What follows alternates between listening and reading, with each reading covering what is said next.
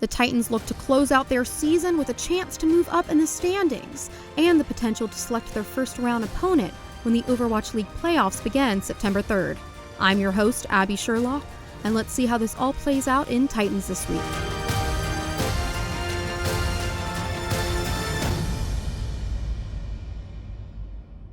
The Titans have nothing to lose and everything to gain as they look to increase momentum to end the 2020 season. With 2 games against the Boston Uprising and the LA Valiant respectively, the Titans have a chance to move into the 11th seed in NA, allowing them to select one of the Washington Justice, Houston Outlaws, or Boston Uprising to play in the first round of the qualifying bracket. With the first task being against the Boston Uprising, the Titans look to continue their dominance over them from the last match they had. The game plan was simple: shut down Jerry and you shut down Boston. Would this be easier said than done, however? Let's find out in our Titans recap. Bright blue in this case. Jerry on the high ground looking for the flank. Nice little combo with Color Hex. However, Jerry's still up on the high ground. Someone needs to kill him, or at least drag him back down. There we go. But the damage really is already there. Kaka, Shredlock, and Dalton end up going down.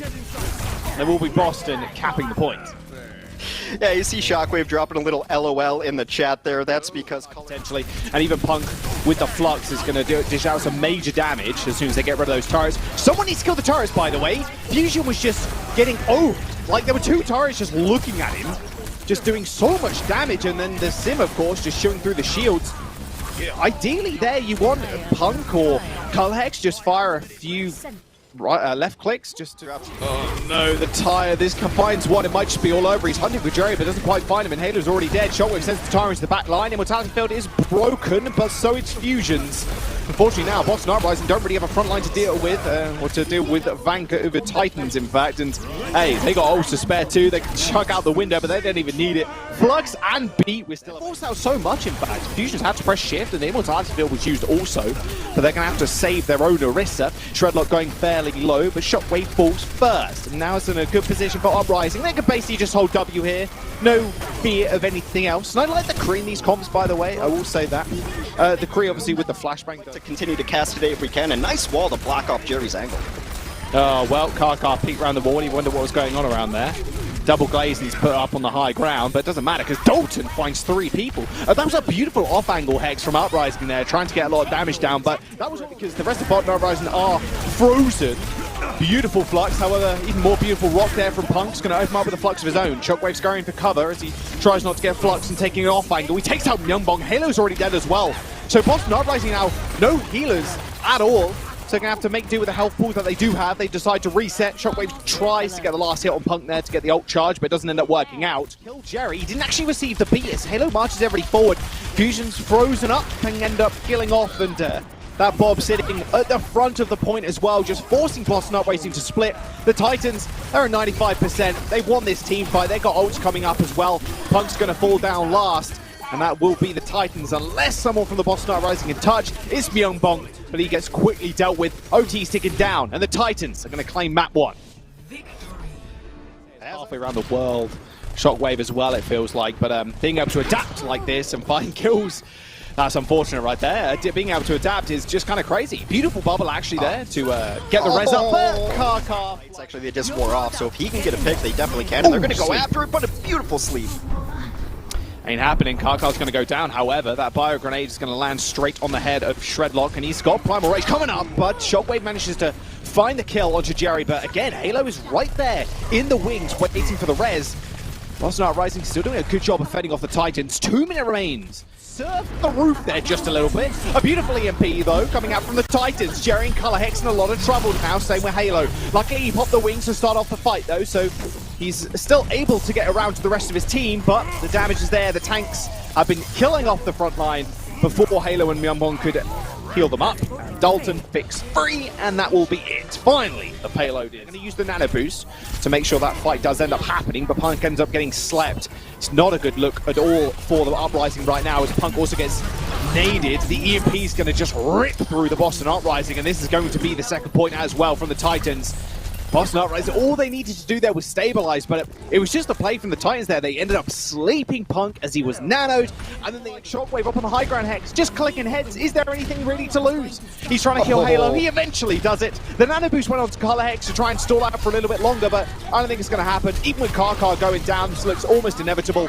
Shredlock holding the doors. Myeongbong does manage to get onto Rob, though. In fact, this might be winnable, Hex. I take it back. Both supports are dead. A little bit of a clown fiesta towards the end, but 3 seconds remains in the Titans time bank. It doesn't matter. Off the generally free push of Car Wash, the fact that, you know, Boston or Vancouver is even defending a little bit of that. Well, that opens things up for Shockwave. That was cheating. Not having to worry about the opposing Widow is nice.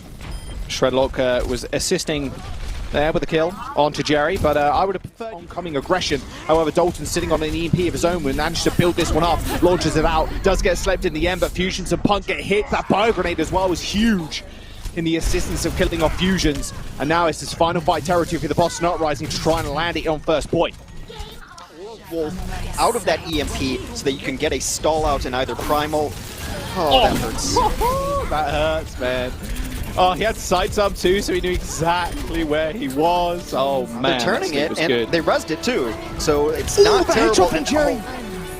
No, this is it. This is surely it. Karkar goes for the res, and he manages to actually get shot out just in time. KSA is coming back on the ball for some additional stall power, but Jerry, he's got the Widow, and he's got the kill. Karkar ends up falling. One less healer now to deal with as the Titans, they end up falling eventually.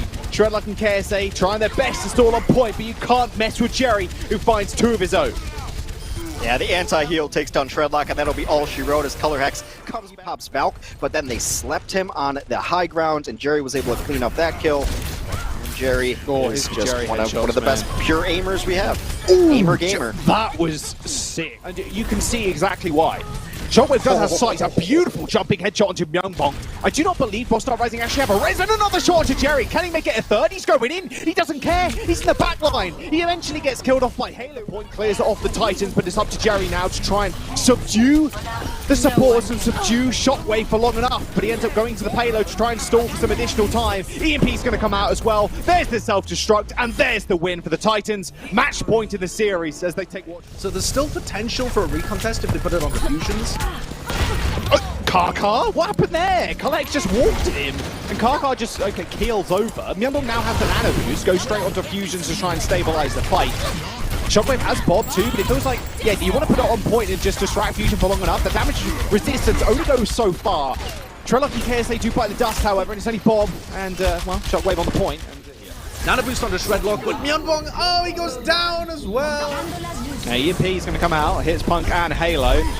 And with Color Hex falling, there is no hope for Boston now, unfortunately. Shockwave, you can imagine, is going to build up to a Bob in this fight with the amount of HP bars still currently left. Fusions takes to the skies after it gets purpled, ends up falling back down to earth and back down to his spawn. And that will be Vancouver Titans taking first point. They should be able to get a fair bit. Just take a team fight to knock the Titans off the high ground for starters. Oh, that headshot to Jerry again, bro. Shockwave, Shredlock even just follows up instantly. Myeongbong falls, he does get res, but Halo actually takes to the skies using his Valkyrie. I mean, now you're down an ult, and Halo even gets taken out by the Bob, adding another one to his stats. Fusions falls. This is it. The Coast Gun does so much work to stop a Winston from diving on your backline, and a little bit of extra damage to boot as well. Fusions ends up going down. Bob is hacked, and look how sad Bob is when he's hacked, sad.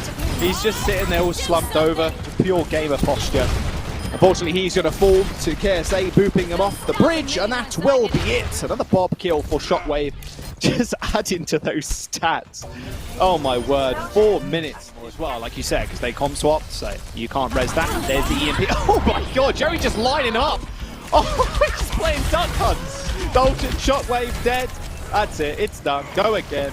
And Shredlock and KSA, I mean, he's using double shield. You can't really get instantly taken down when you get naded. And now Shockwave's in a good position. Punk also ends up falling after losing his mech. The Bob's going to do a whole bunch of work, but even Karkar saving his support in the backline. I mean, that's it. What else does Fusions do? Well, it's going to Shredlock, actually, as soon as I say that. The EMP is available for Boston Uprising as well, so still in a good position on the defense. Vancouver Titans have one more attack. However, those tank ults have eventually gotten built up.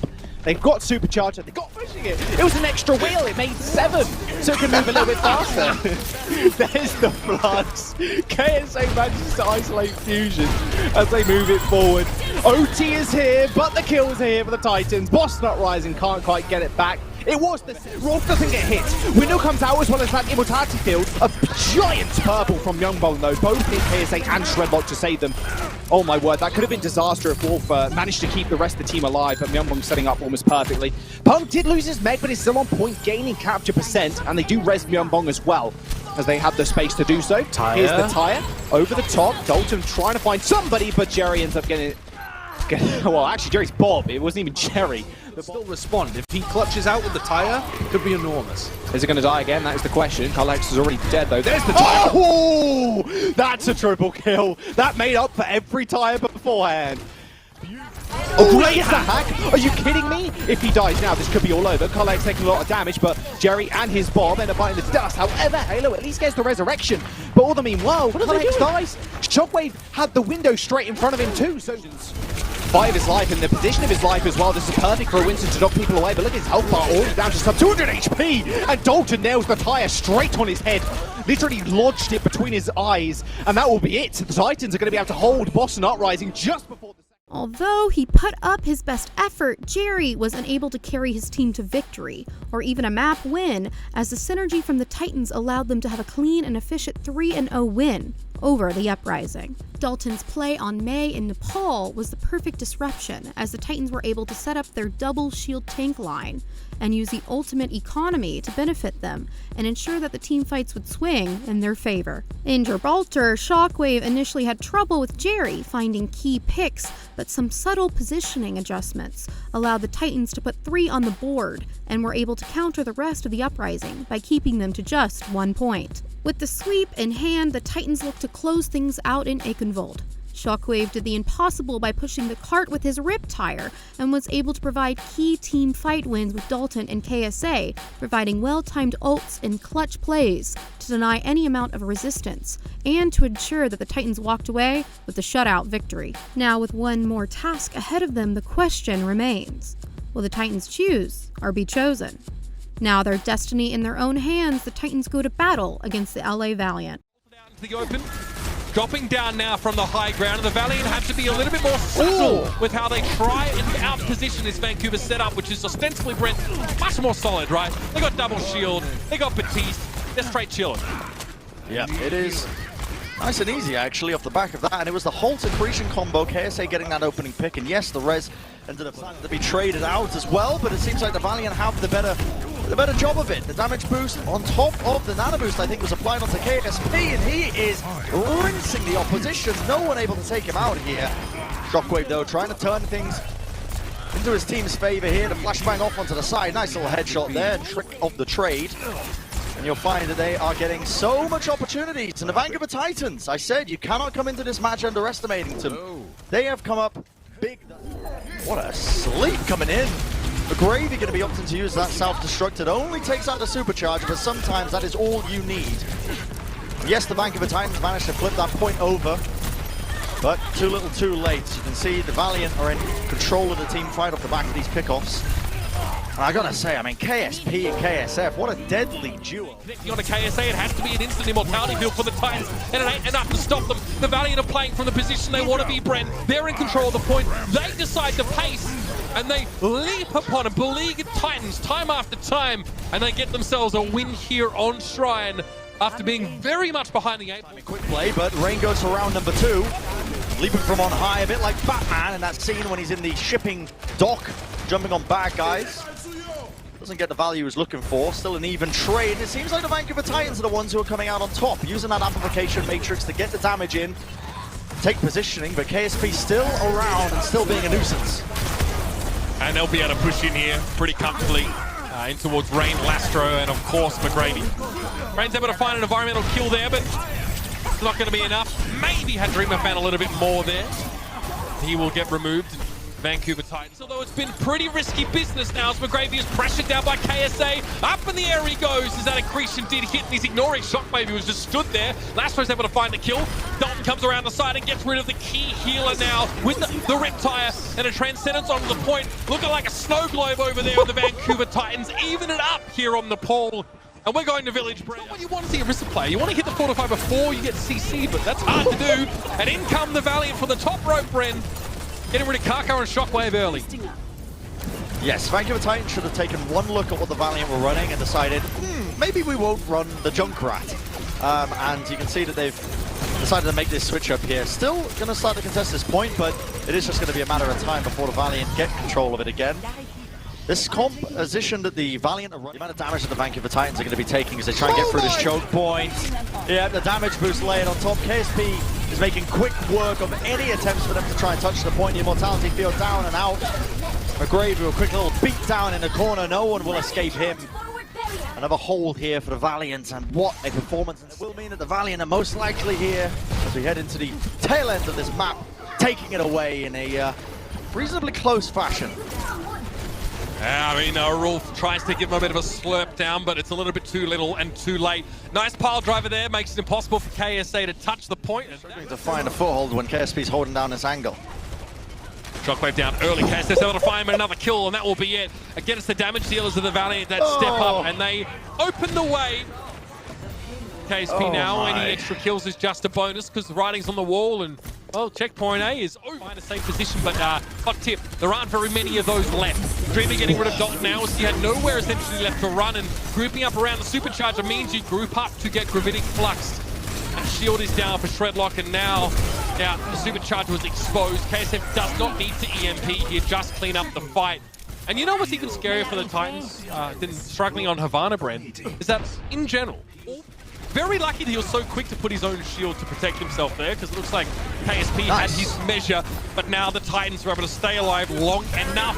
Valiant too long to get rid of Shredlock, and reinforcements have arrived. And honestly, KSP had all the opportunities in the world to get a pick-up when they were trying to contest that. Shockwave, gets absolutely smashed by those Hyperspheres. Rolf, though, did well to get that Transcendence off before the EMP came in, and this will again slow the Valiant up, Red. Spawners are coming in, but the way Lastro's playing, picking off these players, and KSP in the off angle, it's so hard for them to do. Karkar, though, with a beatdown. I feel like it could still be winnable for the Vancouver Titans, but with KSP not being taken out, it is just headshot city for him. Shot after shot after shot. And they're just going to glide that card into the final section. That'll do it. KSP was in such a comfortable corner. Yeah, just going to try and force positioning with the Bob here in this fight as it continues. Dreamer goes down though, and this is, the opening. The floodgates have finally happened. I mean, moment of enlightenment. I can't believe that Dreamer must have such a cool mental to not be typing in chat right now. Next fight. That is not where you want one of your top players to be, but McGravy has no other choice. It's either do I die, do I stand here and look awkwardly off in the sunset as we lose the first checkpoint? I guess I'll just do both. Yeah, he was in a very difficult scenario there. I mean, I don't know what the correct decision making is. Do you decide to die early and hope your team... With the speed boost, get your team in position, but you're walking into an EMP. They're still getting so much value because Rolf is still able to get an Immortality field. Yep. The Immortality field, the Am Matrix was laid down and actually just was perfect for the close quarters combat. I like the play by Valiant. It's too much damage. Yeah, shoes on the other foot, but I mean, the Valiant are trying to hike with stilettos, and I'm telling you, it ain't gonna happen. McGravy tries to self-destruct there, but eventually will get removed from the picture, and Lastro doesn't even touch the card. So, the Vancouver Titans get through the map. It's gonna be there to disjoin a couple of them, but Rain goes down early. Oh, the Bayonet Shredlock! Huge He's not recovering damage. from that one. Dreamer frozen up though, and McGravy's going to come in now with that defense matrix, and guess who's back at it again? Not this time. KSP only gets the one kill, but it seems to be enough, especially with KSF comes out on the Doom Fist. And there it is, the Valiant. Space, the shield seems to be on point. A good look at this early nano boost. The biotic grenade! It's so huge! Biotic grenade comes in. Lastro, I believe that was an off angle he was taking. He paid for his life, but it's all good when you get 4 picks off the back of it. What a Shredlock there, but the Fortify kept him wedged firmly in place, but not enough. The damage is already done. He set up the plays for the rest of his team to come sweeping through. Now for the next team fight, they're looking even better because they've got that EMP, they've got the nano boost, they can just slap on the nano boost onto Dreamer. Space, that self-destruct is concerning, but again, it has a limited range. KSP gets far enough away, and they get the headshot. Rolf falls as well. A body shot was all that was required to get rid of him. And now, despite what may be happening from the high ground from Shockwave, that car is very close to getting home. Dreamer just needs to move Shredlock off of the car a little bit, but he gets himself in the corner. Good positioning by Shredlock to stay there and to stall as long as he has, but It looks like it's futile, Ren. Wiping them out. I mean, it's a risky resurrect. KSP back in the fight. One kill the D, make the headshots. Following up. This should not be a winnable fight for them in this moment. They've lost so many players, and yet they carry on. Bob now pushing this guard forward, contesting it. Lastro forced. He forced Shredlock to shield away from KSP. KSP was able to work around the left-hand side, getting most out of their Mercy. And guess what? Nano Boost is available once more. So here's the cycling of those ultimates again. Dreamer goes in. They do lose Lastro early in the fight this time, but they're still in a very commanding position. Kaka has to use Val. So the Titans really need to find some value in this fight because they are spending big. Rolf might have to nano Shredlock here if things get too dicey. Oh, it's huge plays though coming out from the Vancouver Titans here. They take out EMP. They want to collapse onto them here, Mitch. Yeah, KSF and Dreamer went in once more and they found their target in Rolf. KSP's traded out. And the problem with this composition, Brett, is it doesn't tend to stand in the same spot very often. That's only an issue when you're defending. And off the point went the Valiant. All of their resources invested in tasks on the other side of the map. That'll be frustrating for them, but they still have a decent lead into the effects of that EMP. They'll be able to re-establish at this high ground, and the Titans don't really get the res they're looking for, right? It doesn't shift tempo in that fight! Are you kidding me? Quick two-piece from KSP, and he finds those heads, they roll, and the Vancouver Titans are in dire position now. Like coming out the womb and being thrown in the trash can. Not a good feeling, I'm sure. 4 players EMP'd on the side of the Titans. And KSP gets to play much more aggressively now after that comes down. Into the next fight, they have probably another nano boost. Yeah, Shredlock's not going to get anything here. If KSP's been pocketed, he doesn't have the damage. It's just Tickle Me Elmo at this point. I don't know, man. And, you got to feel terrible as Shredlock. Something must have gone awry communication-wise there because he was going for a target on his own. There was no follow-up whatsoever. Dalton got an EMP, but it's way too late in the day. And the Vancouver Titans just look like they're fired up for a last big fight. They fizzle out in an odd manner. And there goes the series, the Los Angeles Valiant. The Titans were unable to get the momentum going their way as the Valiant continue to prove that they are a team to not take lightly as we now head into the Overwatch League Playoffs. KSP and KSF wasted no time depleting the Titans, playing aggressively and quickly. No time to set up, pivot, or recover. It seemed the Valiant also had something to fight for, as they were also fighting for 5th seed in NA. The Titans are playoff bound, and with the Houston Outlaws selecting the Boston Uprising, the Titans will face off against the Washington Justice. The Justice were busy with roster moves in the back half of the season, picking up former Titans Stitch and Janu for added depth, along with superstar DPS Decay. This new look Justice team are starting to get the clout of being a lower bracket dark horse, but will the retooling of these players and coaching staff have enough time to deal with your Titans? What will the Titans do to ensure they're ready for anything that the Justice can throw at them? Let's find out from our coaches themselves. Now that they have picked up Decay, I mean, he's a star player. Like, he's somebody we need to worry about, but at the same time, we need to focus on all the things that we've learned throughout the season, whether it's like us 3 on staff, or even the players. So I think like we need to put it all on the table, and I think that's kind of the mentality of the team. Obviously, like one of the harder matchups in like the lower group, but I think we're gonna be fine. And with that, this is Titans This Week. What a season it has been for your Vancouver Titans, and let's wish them all the best as they begin their postseason journey. I'm your host, Abby Sherlock. Thanks for watching.